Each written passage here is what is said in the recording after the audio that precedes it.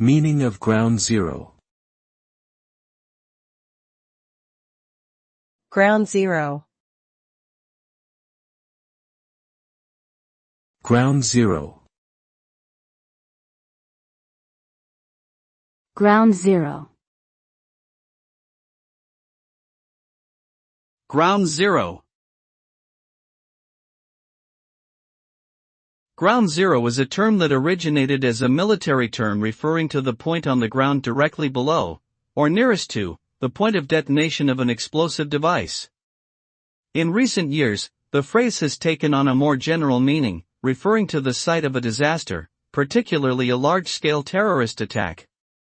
Ground zero represents the epicenter of destruction and devastation, resulting in loss of life, injury, and significant damage to infrastructure.